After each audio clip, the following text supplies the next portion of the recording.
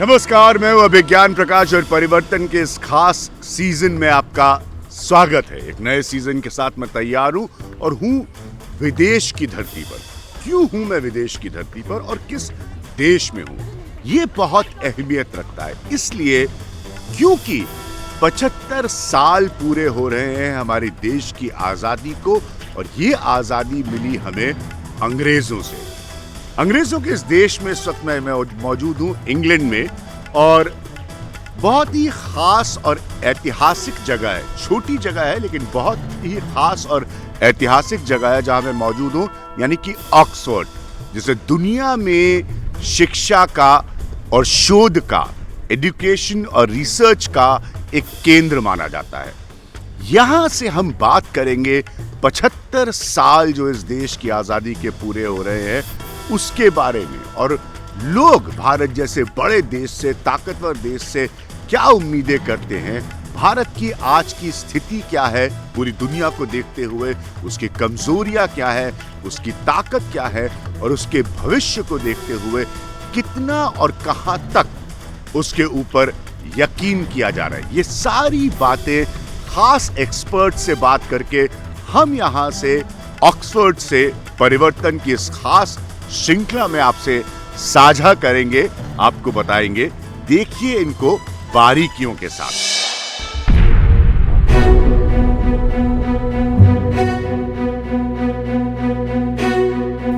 इस बात में कोई शक नहीं है कि हमारे देश की आजादी का 75 साल का सफर मुश्किलों, कमजोरियों, ताकत और बदलावों के बीच तरक्की भरा भी रहा। इस बात का एहसास और गहरा होता है जब उस देश से दुनिया के बदलाव को देखते हुए परिवर्तन जैसा प्रोग्राम करने आते हैं। जिस देश ने हम पर हुकूमत की और जिस देश की गुलामी की जंजीरों से बाहर निकलकर अपनी लड़ाई लड़ते हुए भारत ने अपनी दुनिया में एक अलग पहचान बनाई। मुल्क को आजाद हमें करना था, मुल्क से गैर हुकूमत को अलग करना था, वो काम पूरा हुआ। वर्तमान में खड़े होकर अगर हम भविष्य की ओर देखें तो एक बड़ा पहलू हमें झकझोरता है कि 1947 में जब अंग्रेजों ने हमारे देश को छोड़ा तो हमारी जनसंख्या थी 34 करोड़ लोगों की और 80% आबादी गरीब थी। ये एक नए देश की शुरुआत के लिए एक बहुत गंभीर समस्या थी और ऐसी समस्या बन गई जिससे आज भी हम निपट नहीं पाए हैं। गरीब के सशक्तिकरण को आज सर्वोच्च प्राथमिकता दी जा रही है। ब्रिटेन आकर इस बात का भी गहरा एहसास होता है कि 34 करोड़ लोग 1947 से लेकर अभी तक हम आबादी की बढ़ती समस्या से जूझ रहे हैं। लेकिन इन मूल समस्याओं की बातों के बावजूद तरक्की के पहलू भी कम नहीं हैं, जो भविष्य के रास्ते की तरफ हमें ले जाते हैं। मिसाल के तौर पर मैं ब्रिटेन का ही जिक्र करूं तो दुनिया के अलग अलग देशों की तरह यहाँ पर भी भारतीयों ने बहुत बड़ी पहचान दशकों में बनाई है, और जिस देश ने एक समय उन पर राज किया उस देश की सरकारों तक का हिस्सा है। And the very peaceful protests that have taken place. 75 साल के बाद अगर हम भारत के भविष्य की तरफ देखें तो यकीनन उसे एक ताकत माना जाता है, और इस बात को ब्रिटेन में भी बड़े विशेषज्ञ मानते हैं। खास तौर पर इसलिए क्योंकि जहां चीन का जिक्र आता है वहां भारत की हैसियत का भी जिक्र आता है। और ये बात भी सच है कि कोविड पर चीन से होने वाली पूरी दुनिया की नाराजगी के बाद एक बड़े दुनिया के हिस्से के लिए भारत का बाजार बहुत अहम हो चुका है, जो चीन की तरफ शायद कभी मुड़कर नहीं देखना चाहेगा भविष्य में, और भारत का स्वर्णिम मौका होगा। लेकिन आज जब हम ऐसी स्थिति में पहुंच चुके हैं कि जिस देश ने हम पर हुकूमत की, हम उसकी अर्थव्यवस्था से आगे जा सकते हैं, तो जरूरी है कि हमें भी अपनी तरफ देखना और जिस विशाल सामाजिक और सांस्कृतिक धरोहर के लिए विश्व पटल पर माना गया उसकी छवि को धक्का ना लगे, क्योंकि भारत की वर्तमान छवि को नुकसान होता है। आज के डिजिटल और जानकारों के युग में भारत पर दुनिया की लगातार नजर रहती है और उसके वर्तमान की ताकत है जो भविष्य की कमजोरी नहीं बननी चाहिए। आजादी के 75 साल की तरफ पलट कर देख रहे हैं, और किसी भी देश में उसकी जो इमेज है वो इस बात से बनती है, छवि इस बात से बनती है कि देश में क्या हो रहा है। और इस बात की बहस अगर कोई देश भारत जैसी अहमियत रखता है तो उसके लोगों के जरिए हर जगह होगी, यहां पर भी हो रही है।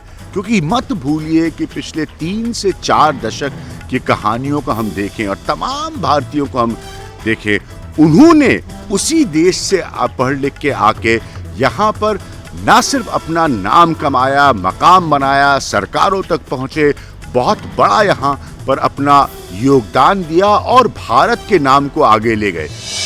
बहुत खास लोगों को मैंने यहाँ ऑक्सफोर्ड में आमंत्रित किया है और ये बहुत अहमियत रखते हैं ये लोग, क्योंकि इनका तजुर्बा भी है और इनकी खुद का अचीवमेंट भी है। तो पद्मेश गुप्ता, सबसे पहले आपसे स्टार्ट करूंगा।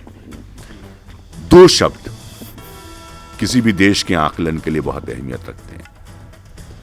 आधुनिक दुनिया में उसकी ताकत और उसकी कमजोरी।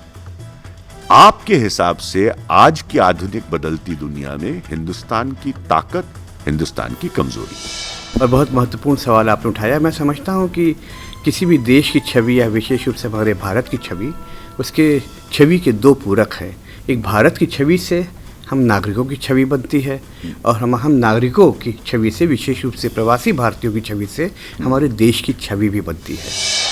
लेकिन वहीं जब भारत से कोई अच्छी विचारधारा की बात बाहर निकलती है, भाईचारे की बात निकलती है, तो हमारा गौरव भी बढ़ता है और लोग कहते हैं कि देखो तुम्हारे भारत ने ये अच्छा कदम उठाया है। लेकिन जब भाईचारे की बात नहीं निकलती, टकराव के बाद सामाजिक और सियासी स्तर दोनों पर निकलती है, उसका क्या रिफ्लेक्शन है डॉक्टर गुप्ता? जी, मैं उसी महत्वपूर्ण मुद्दे पर आ रहा था। तो वहीं जहाँ पर कोई संकीर्णता की बात या कोई संकीर्ण सोच या कोई विवाद ऐसा भारत में उठता है जिस पे अंतर्राष्ट्रीय दृष्टि और निगाह पड़ती है, उससे निश्चित रूप से हम लोगों को भी शर्म, हमारा भी सर शर्म से झुकता है और हमें अपने भारत के बचाव में कुछ ना कुछ ऐसा कहना पड़ता है, समझाना पड़ता है यहाँ के लोगों को। परिवर्तन में जब हम दुनिया बदलने की बात कर रहे हैं और भारत के 75 साल आजादी के पूरे होने की बात कर रहे हैं, तो एक बड़ी खास बात आपसे साझा करूंगा, वो ये कि अगर भारत की अर्थव्यवस्था इसी तरह तरक्की करती रहेगी तो जल्दी ही वो ब्रिटेन को पार कर सकती है। ये अपने आप में एक बहुत अहमियत भरी बात है। डॉक्टर अमित गुप्ता हमारे साथ हैं। डॉक्टर गुप्ता, जो सवाल मैंने डॉक्टर पद्मेश गुप्ता से किया था वही सीधा सवाल आपसे। आपके आकलन में 75 साल को देखते हुए हमारी कमजोरी और ताकत। यहाँ पे मैं बैठा हूँ एज ए डॉक्टर, मैं ऑक्सफोर्ड में यहाँ पे कंसल्टेंट हूँ और यहाँ पे इंटेंसिव केयर में काम करता हूँ। सबसे बड़ी ताकत हमारी एजुकेशन रही है।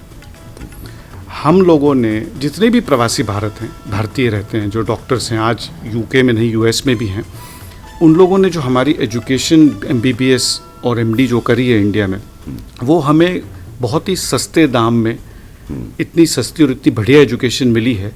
उस नींव के बेसिस पे, उस नींव पे खड़े होके हम लोग यूके जाते हैं, US, जर्मनी, कहाँ।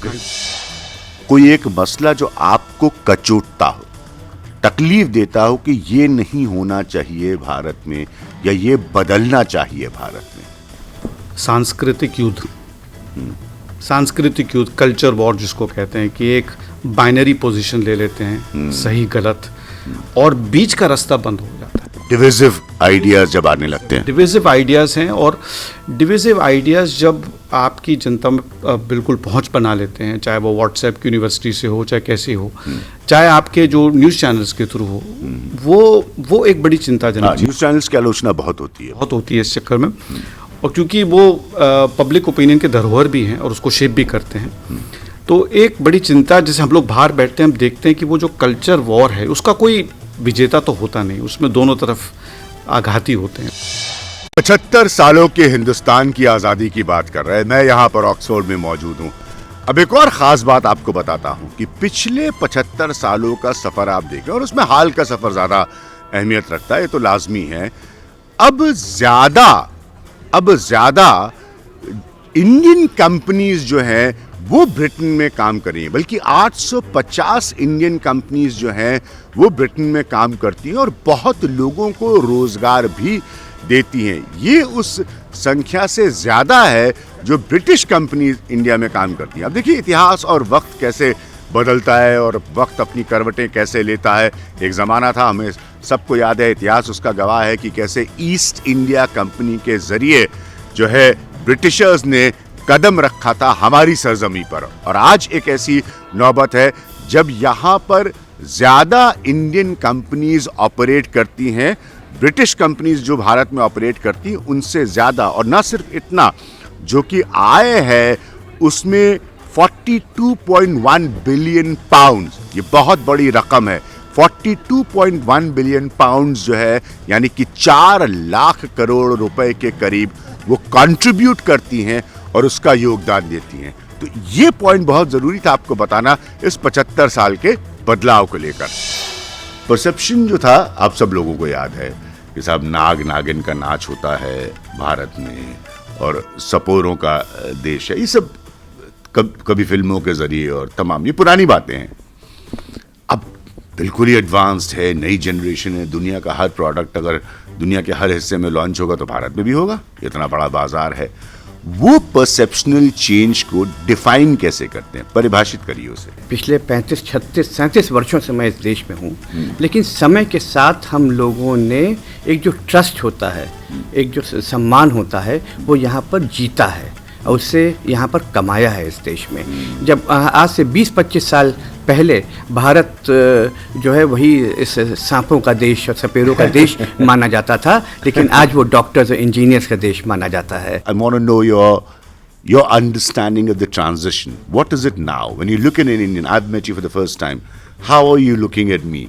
I mean, do you assume that I'll quickly pull out a snake from my pocket and start charming it, or do you think that I'm going to talk about modern politics? No, I think it is very much a country that is celebrating the 75th anniversary by demonstrating that it is fast becoming a world leader in terms of technology, in terms of medicine, in terms of sport, culture and creativity. Dr. Gupta, just He said, what happened? When Brexit happened, आपको तो हिंदी में बोलना पड़ेगा sir. जो Steve ने कहा है कि इन लोगों को बॉदर नहीं है कि हिंदुस्तान में क्या हो रहा है। जैसे जब यहाँ पर ब्रेक्सिट हुआ, अभी हम लोग गुजरे उससे 5 साल से, जितना इफेक्ट उसका हम लोगों पर हो रहा है और हम लोग उससे डील कर रहे हैं। जब मैं भारत जाता हूँ, लोगों से बात करता हूँ, दे आर नॉट बॉदर्ड। उनको नहीं फ़र्क पड़ता कि वहाँ पर यूरोप एक साथ है या नहीं। मुझे लगता है अभी भी भारत की जो डाइवर्सिटी है और जो अनेकता में एकता है, वह छवि अभी बरकरार है, अभी वहाँ तक पहुँची नहीं कि वो उसको चोट कभी कभी पहुंचाई जाती है। आइडिया ऑफ इंडिया उसका जो उसके आधार पर मूल पर जो बना है, उसी से तो तकलीफ हो रही है, उसी के लोग उसके रिएक्शंस आ रहे हैं। जी हाँ, वो रिएक्शंस आ रहे हैं। मैं मानता हूँ हम लोगों को भी खतरा होता है। जो मैंने पहले बात कही कि हम उस शिखर पर पहुँच गए हैं कि हमें कॉशियस रहने की ज़रूरत है, उसको मेंटेन करने की ज़रूरत है। और एक प्रकार का भय रहता है कि कोई अगर वहाँ पर भारत में सिविल वॉर होती है तो उसको इम्पैक्ट दुनिया भर में होता है। हम यहाँ पे जो प्रवासी भारतीय हैं, हमें सबसे बड़ा नुकसान होगा, निश्चित रूप से होगा। जब भारत में खालिस्तान मूवमेंट हुआ या कारगिल वॉर हुई या कहीं भी कोई ऐसी बात आती है, और आए दिन हम लोग सुनते हैं कि कितने वहाँ पर विवाद हो रहे हैं या रैलियाँ निकल रही हैं, हम सब लोग उसको बड़ी नज़दीक, करीब से नज़दीक, क्लोज आई से उसे देखते हैं, वॉच करते हैं, क्योंकि उसका फ़र्क तो हम पर पड़ता ही है। Quickly, Steve, 10 seconds. Should we refer to history like the history between us is not good? You ruled us and we sought independence from you. You left a poor nation. You took the jewels from our country, many valuables from our country. So should we refer back to history, or Britain and India should bury the past, forget the past and move away? I think they should forget the past and move away. Right. If I can just add that I think small businesses in this country, there is an educational process here where they need to appreciate that they too can do business with China. The big corporations, the call centres obviously understand and are doing that. Right. But there is a lot of opportunity for medium-sized businesses, smaller businesses to do business with India. They just haven't thought about it. अंत में सारांश में मैं कह सकता हूं कि पिछले 75 सालों की कहानी में भारत की अहमियत बढ़ी है, इसमें कोई दो राय नहीं है। लेकिन साथ में ये भी सच्चाई है कि भारत में जो कुछ भी हो रहा है उसे भी क्लोजली ऑब्जर्व किया जाता है, करीब से देखा जाता है। इन बातों को ध्यान रखना ये बहुत ज़रूरी है, क्योंकि पूरे दुनिया में हो रहे बड़े बदलाव का एक अहम हिस्सा फिलहाल भारत है, और आगे भी रहेगा। मैं विज्ञान प्रकाश, परिवर्तन के लिए, ऑक्सफोर्ड से।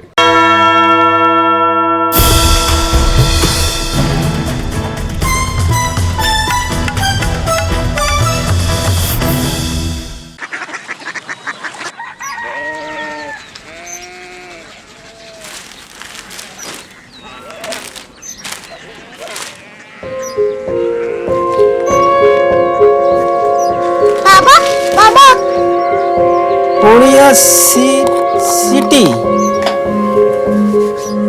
जानिए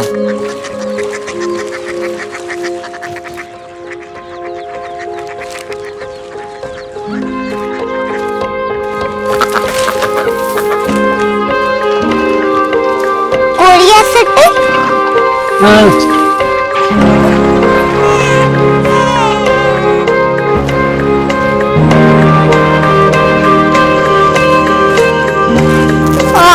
कोरिया सिटी कहाँ पे है? शहर अंग्रेजी लगे हैं।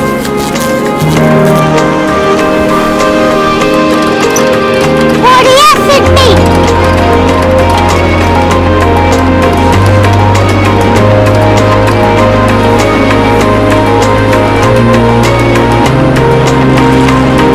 वो बहुत दूर है।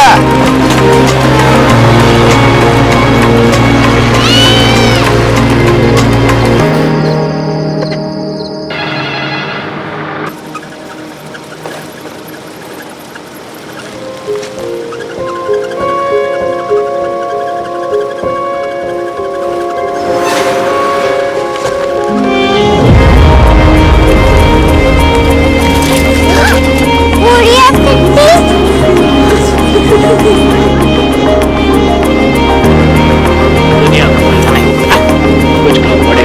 कोरिया सिटी कहाँ है? प्रोफेसर साहब को पता होगा। हो ये छोटा वाला ग्लोब लगता है और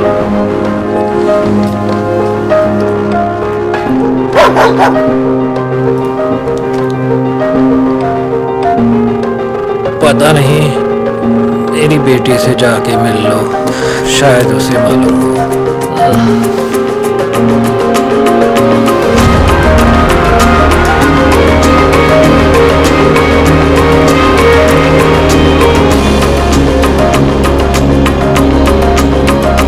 हाय, बाबा ने भेजा है। Come here. Korea city Korea city नहीं, क्यूरियोसिटी। वो क्या? That's what brought you here? जो तुम्हें यहाँ तक ले आया। क्यूरियोसिटी